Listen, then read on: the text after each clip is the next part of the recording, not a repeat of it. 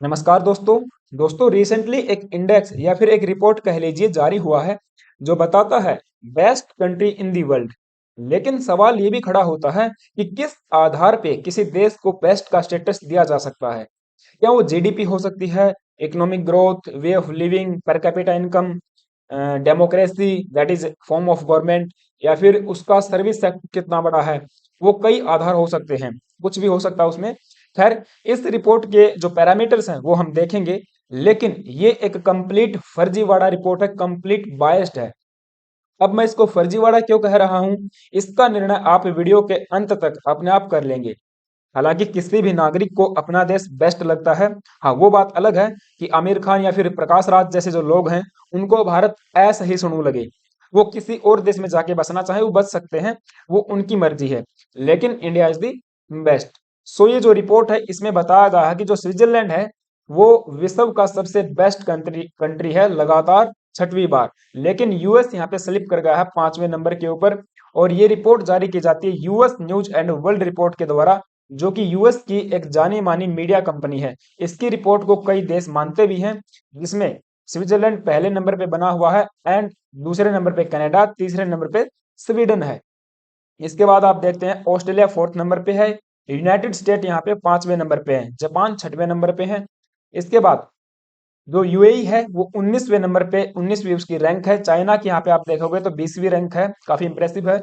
और south Korea यहाँ पे 21वें नंबर पे है। इंडिया की रैंक हम देखते हैं तो 30वें नंबर पे इंडिया बेस्ट कंट्री का दर्जा प्राप्त करता है। उससे ऊपर ब्राजील, ग्रीक भी आपको देखने को मिलेंगे। लेकिन इंडिया से नीचे भी कई मेजर कंट्रीज आती हैं, जैसे कि टर्की, मैक्सिको, यूएई। इवन आप देखोगे रसिया भी 37वें नंबर पे यहाँ पे फॉल करता है। और इजराइल भी हमसे नीचे ही आता है। काफी जो देश हैं वो इंडिया से नीचे हैं। तो 87 कंट्रीज का ये डाटा इन्होंने लिया था। 87 कंट्रीज में सर्वे करवा, मात्र 17,000 लोगों से। 17,000 लोगों के अनुसार ही बताया गया है कि कौन सा देश विश्व में सबसे बेस्ट है। नौ जो पैरामीटर्स हैं वो कुछ इस प्रकार से हैं, जैसे कि एडवेंचर, कि उस देश में एडवेंचरस जो साइट है वो कितनी है, कितना उस देश के अंदर एडवेंचर है। इंडिया का रैंक यहाँ पे बिल्कुल कम है, मैं आपको आगे दिखाऊंगा। एजिलिटी की एडोप्शन कितना है, एडोप्ट कितने जल्दी कर लेते हैं। नेक्स्ट है कल्चरल इन्फ्लुएंस, कि उस देश का पूरे विश्व में कल्चरल इन्फ्लुएंस कितना है। एंटरप्रेन्योरशिप, हेरिटेज, हेरिटेज में हमको काफी इंप्रेसिव मार्क यहाँ पे मिले हैं। Movers, open for a business, power, कि उस देश की पूरे विश्व के ऊपर कितनी पहचान है पावर में, यानी कि मिलिटरली कितना पावरफुल देश है।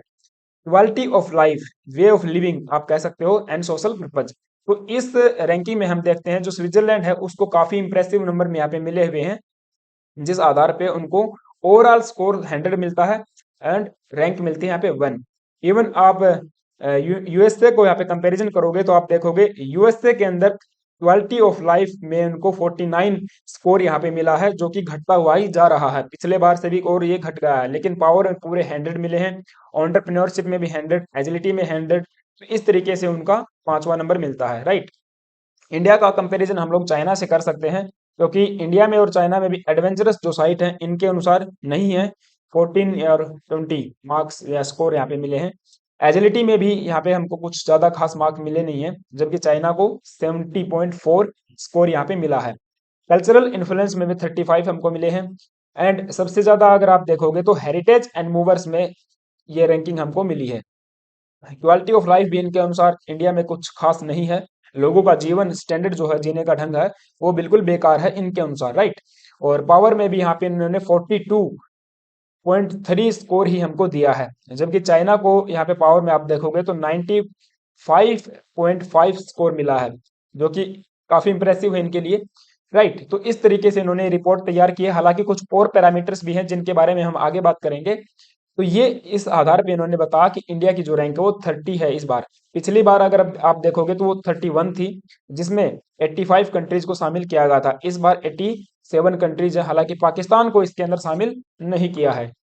सो इस रिपोर्ट में आगे इंडिया के बारे में जो लिखते हैं वो कुछ इस प्रकार से लिखा गया है कि for many years of its long history India faced incursion from the north by Turk, Arab and Persians and others.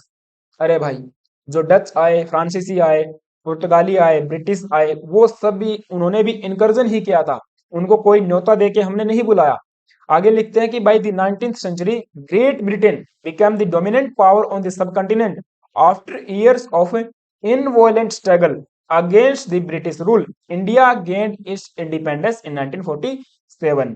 इनके हिसाब से ये नॉन वायलेंट स्ट्रगल था और इंडिया ने भीख में इन्होंने आजादी मांगी। अरे भाई, तुमको लात मार के यहां से भगाया था, राइट। और एक अंग्रेज अधिकारी है, उनके अनुसार आपको पता 1857 में ही हमको आजादी मिलनी थी।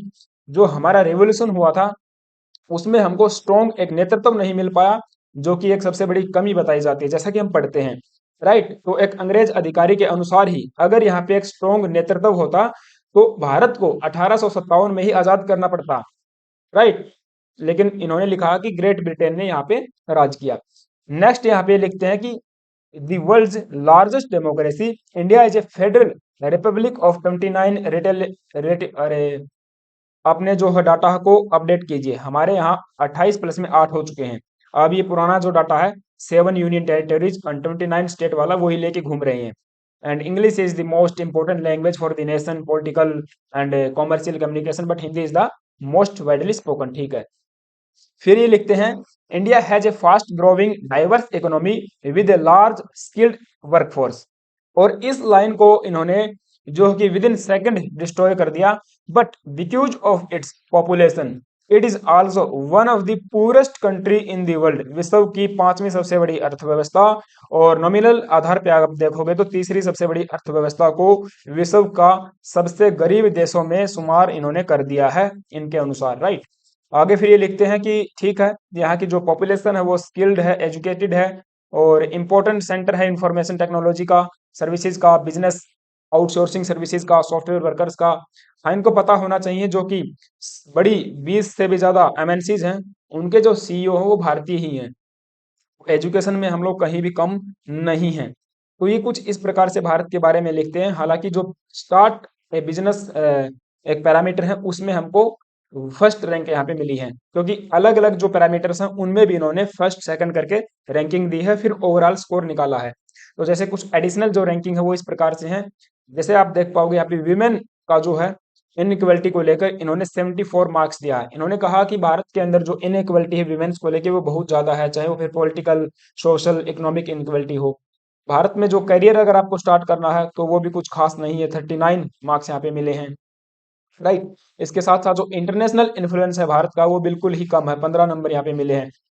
इन्होंने अभी SCO summit, G20 summit, G7 के अंदर जो हमको बुलाया गया था गेस्ट के रूप में, वो सब चीजें इन्होंने अभी तक शायद नहीं देखी हैं। इसीलिए इन्होंने कहा है कि भारत का जो इन्फ्लुएंस है अंतर्राष्ट्रीय वो कम है। एंड इसके बाद एजुकेशन में 34 मिला है, राइट। हाँ, यहाँ पे एक बिजनेस करके कुछ था, स्टार्ट है बिजनेस, उसमें रैंकिंग 1 हमको मिली है, ठीक है, पूरे 87 कंट्रीज में। एंड ग्रीन लिविंग में 50 मार्क्स मिले हैं, क्योंकि ग्रीन एनर्जी के ऊपर भारत बहुत ज्यादा काम यहाँ पे कर रहा है। और मुझे तो लगता था कि इस जो रैंकिंग है या फिर जो पैरामीटर है इसमें तो भारत को कम से कम टॉप 10 में यहाँ पे शामिल किया जाना चाहिए था। ठीक है, तो कुछ और यहाँ पे ये रैंकिंग इन्होंने दी गई है।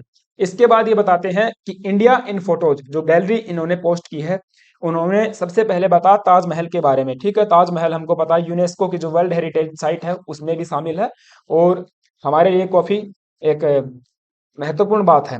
दूसरा ये दिखाते हैं कि गणेश जी, यहाँ पे लिखते हैं कि जो गणेश भगवान है उनको लेबरर उतार रहे हैं, उतार के ले जाएंगे।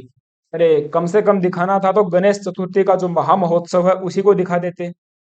ठीक है, ये दिखाते हैं कि भारत में केवल लेबर ही हैं जो कि गणेश भगवान की मूर्तियां उतारते हैं इसके हिसाब से। फिर कुछ महिलाओं की फोटो दिखाई बच्चों के साथ में, एक महिला की। ये लिखते हैं कि ये महिला अपने बच्चों के साथ में रामलीला देखने आई है, वो वहां पे लिखा हुआ आप जाके पढ़ सकते हो। फिर इन्होंने हमारे जो बनारस की जो होली है लठमार होली उसको दिखाया।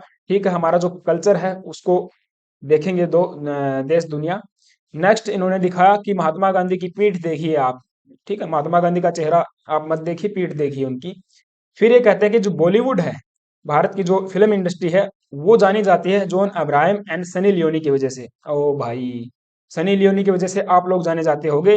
अरे, कम से कम लता जी का फोटो यहाँ पे लगा देते, है ना। हमारे यहाँ इतने बड़े बड़े दिग्गज कलाकार हैं जिन्होंने फिल्म इंडस्ट्री को बनाया है, कम से कम उनका तो कुछ यहाँ पे लगा देते। ठीक है, लेकिन इनके हिसाब से सलीम जो लियोनी है उनके द्वारा भारत को जाना जाता है।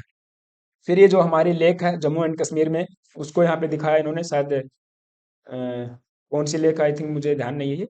और इसके बाद जो फ्लेमिंगो हैं बॉम्बे के अंदर, वो हर साल आते हैं, आपको पता है फ्लेमिंगो भारत के अंदर वो दिखाया गया है। नेक्स्ट इन्होंने इमेज दिखाई ये, देखिए बताओ इसमें कौन सा भारत नजर आएगा। अगर कोई दूसरा देश का नागरिक इस रिपोर्ट को देखेगा और भारत को फोटोज में देखेगा तो क्या नजर आएगा उसको, है ना। तो ये इस आधार पे मैंने बोला था कि बिल्कुल फर्जीवाड़ा है, बायस्ड रिपोर्ट है। आप देख लीजिए किस तरीके से भारत को इन्होंने रिप्रेजेंट किया है और कौन कौन सी बातें लिखी हैं। आपके हिसाब से आपको क्या लगता है कि इस रिपोर्ट को सही किया जाना चाहिए या फिर ये सही है, किस तरीके से आप इसको लेते हो, मुझे कमेंट बॉक्स में आप जरूर बताना अपना ओपिनियन, ठीक है। और वीडियो पे अगर अच्छी लगी है वीडियो तो लाइक कर देना, चैनल पे यदि नए आए हो तो यार प्लीज एक सब्सक्राइब कर लेना। Thank you, have a nice day.